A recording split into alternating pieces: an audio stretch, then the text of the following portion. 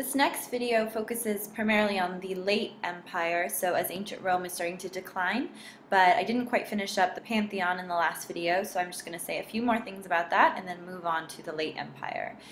So the Pantheon, just to remind you, is this temple dedicated to all the gods, commissioned under Hadrian, the Emperor Hadrian, so this emperor that was in power as Rome was at very large extent. It's at its largest extent under Trajan, so it remains very, very large under Hadrian.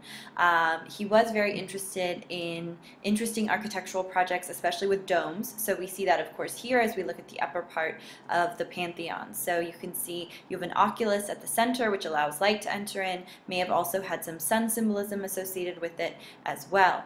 If we zoom in to the inside, which we didn't have a chance to look at, you can see this is kind of a wide angle photo, but you can see the variety of stones that are used on the interior, which would have been typical in Rome at this time, demonstrating the extent of the empire. Stones like porphyry, which were available in Egypt. So all these different colored stone would indicate the extent of the Roman Empire. You have this single opening with the oculus here, symbolic of the sun, 28 ribs, possibly symbolic of the 28 days before each new moon. So certain art historians have tried to read into some of the symbolism of numbers and shapes that are incorporated into the structure. But primarily what we should note is that there is this perfect sphere that can fit within the inside, that basically circles and squares are a dominant design feature of this structure. And this was an important structure for Hadrian when he was in Rome. Didn't really like being in Rome, but this was a structure that he seems to have been quite proud of and was an important architectural achievement of his.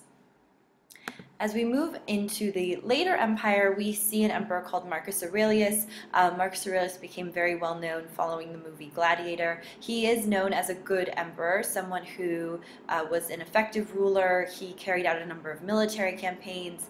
These seem to have been difficult campaigns, and this is reflected in things like his column. He has a column, just like Trajan, that records some of his military campaigns. But in his column, the military campaigns seem a lot more violent and a lot more difficult.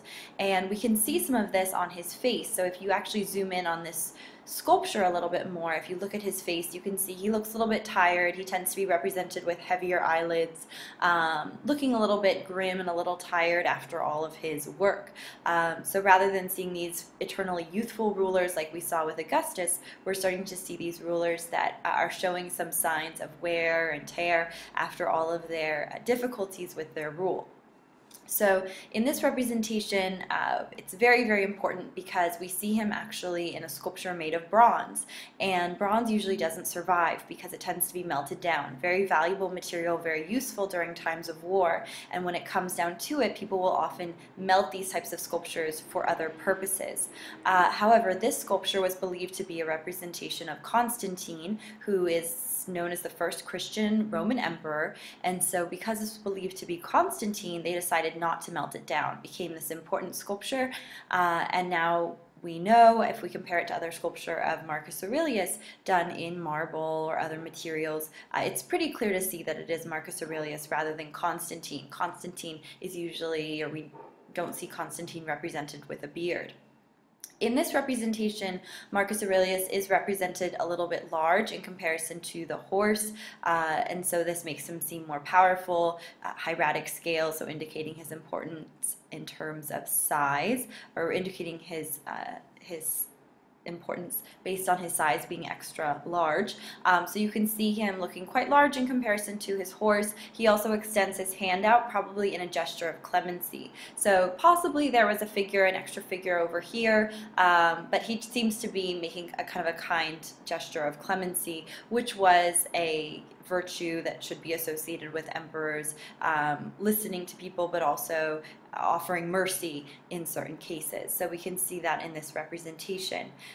The statue is now, it has been moved into a museum, but there is a replica now on the Capitoline Hill, and so you can see it out in this very important government site in Rome. So you can see one outside that is the replica, and the original is now in the museum.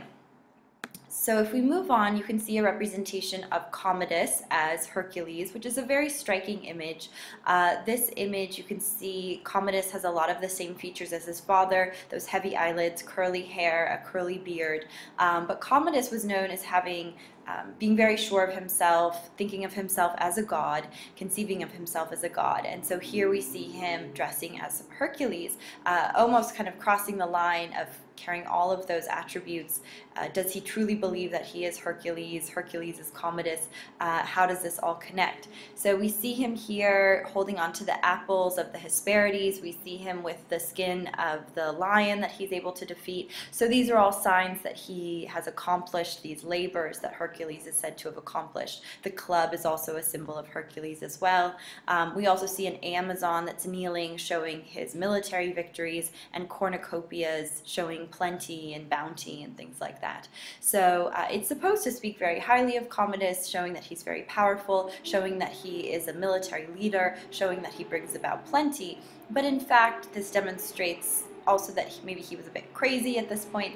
He's not seen as a very good ruler, and in fact he's assassinated. So apparently he was not well liked as his father was, so his father Marcus Aurelius.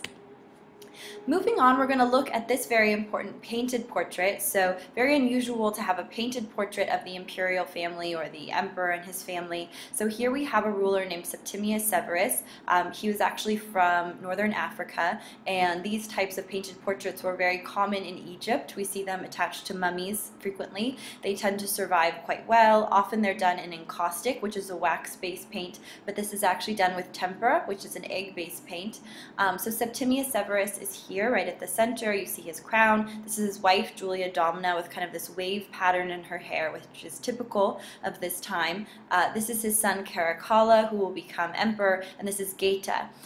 Geta's face, as you probably have already noticed, has been wiped out, and this is because there was a competition between the brothers. Caracalla had his brother killed, and Caracalla is the one that's named emperor.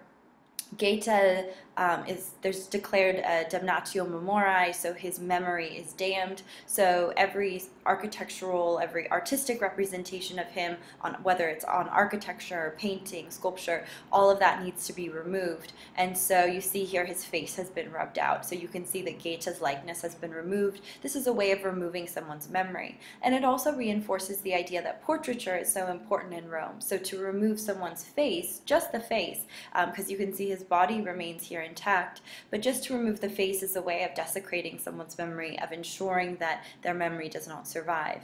But of course, because he did this, we tend to study it even more and find out about both Geta and Caracalla. Caracalla eventually is known as a pretty ruthless leader, and he seems to cultivate this image in later portraiture. Here we see him as a very young man, but once he does become emperor, he looks quite cruel and intense in his portraits. Next, as you can probably tell, things are becoming quite difficult in the system of rule. So stories like Caracalla with his brother, Commodus being assassinated, you start to see trends of some difficulties with some of these bad emperors. We also enter into a period in the 3rd century of a period of soldier emperors, where individual emperors rule for only a few years. So we don't have a lot of art that survives or architecture that survives from these rulers. So eventually they do have a ruler or an emperor named Diocletian, who rules pretty effectively, but he decides that they really need to change the way the government system is working and the system of the emperor. So they come up with this idea of the Tetrarchy. And so in this tetrarchy, you're going to have 2 senior rulers and 2 junior rulers. And so that's 4 total, and each one will dominate one area of the empire. So if we just skip forward quickly, you can see that the empire was divided into 4 parts. 1, 2, 3, 4. So 1 in purple, 1 in pink, 1 in green, 1 in yellow in this map. And so each ruler would get a certain division. So here you can see district of Constantius, Maximian, Galerius, and Diocletian. So each was divided up to 1 Augusti or 1 Caesar. And so here you can see Here you can see that Diocletian is one of the senior rulers. He is an Augustus, or named one of the Augusti. Maximian, also one of the senior rulers. Then you have Constantius and Galerius as the Caesars. So you can see this is this system where you're bringing 4 rulers together, and the message here in this artwork is to emphasize how they're very unified, right? They're all holding each other. The only differentiation is each of the Augusti each has a beard and also has his arm around the Caesar, so showing them as unified rulers. And the whole idea of this system was eventually the Caesars would become Augusti and there would be new Caesars coming in. This system ends up not working very well, but through this monument we can see it represented very clearly. This idea of 4 joining together, there's not a lot of differentiation, that they're all working together, that they look very kind of stable and strong, that they're emphasizing their military might by holding onto their swords, and also they're wearing armor, but they're also wearing headpieces indicating status. Also, we're seeing proportions becoming a little shorter and squattier, which we'll start to see more and more of as we move to the medieval period. Also, we're seeing an increased interest in texture, which we see here on their belts and on their swords, which we'll also see more of in the medieval period. And this, just as a side note, was originally in Constantinople, now modern-day Istanbul, but was taken to Venice later on as something that was stolen as spolia from Constantinople. This boot actually was discovered in Constantinople. So the Tetrarchy does fail, doesn't quite work out. The rulers don't really all work together as it was hoped to work out. So Maxentius, one of the tetrarchs, who's one of the sons of a tetrarch, controls Italy as a sole ruler for about 6 years. Maxentius is then defeated by Constantine, who's often known as Constantine the Great, who was also a son of one of the tetrarchs, son of Constantius. So he comes to power in 312. So what we see here is the Arch of Constantine, very, very famous arch in Rome that was commissioned by Constantine to celebrate his victory over Maxentius. So as we saw here, Maxentius is defeated by Constantine in 312. So after this victory, this arch is commissioned and created. It is a triple span arch. You can see that it has extensive decoration, and what's interesting is the parts that you see here in green were actually done by artists under Constantine, but the other colors actually were taken from monuments of other good emperors. So for example, these purple circles that you see here come from a monument dedicated to Hadrian. These yellow portions here come from a monument dedicated to Marcus Aurelius, and these kind of yellowish greenish portions here, these kind of olive colored portions, come from Trajan. So again, this is Trajan right here, these little guys here. These are Dacian captives. This area here comes from Marcus Aurelius, and then the circles come from Hadrian. And there's a clear difference just in terms of the scale and the proportions. We tend to see kind of squattier, shorter figures for the figures that were created by the sculptors that were under Constantine, and we see more elongated Greek-style figures, more in that classical style that we associate with Greece and the early Roman Empire. That's what we tend to see with the other monuments. And so the pieces taken are referred to as spolia, so that's another term to be familiar with.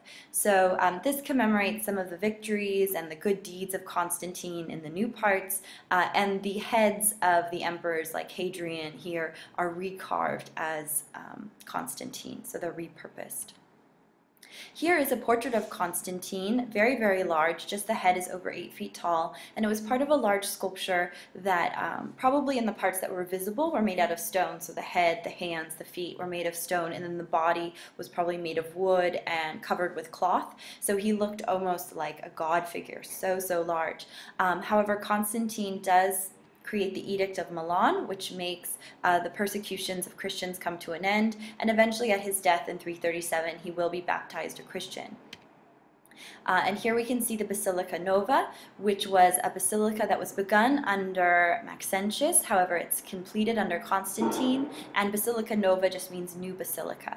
So most impressive, that's where the sculpture of Constantine would have been located, right here in one of the niches.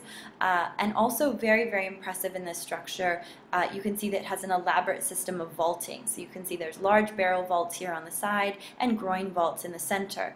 So unfortunately the structure is in pretty rough shape in the Roman Forum today, but if you look at some of these reconstructions, you can get a sense of the rich colors of the marble similar to the Pantheon, and the very light and airy nature of this structure with all the lights coming through the vaulting. So very impressive structure overall, very inspiring to later architects who came to see it, to draw and observe.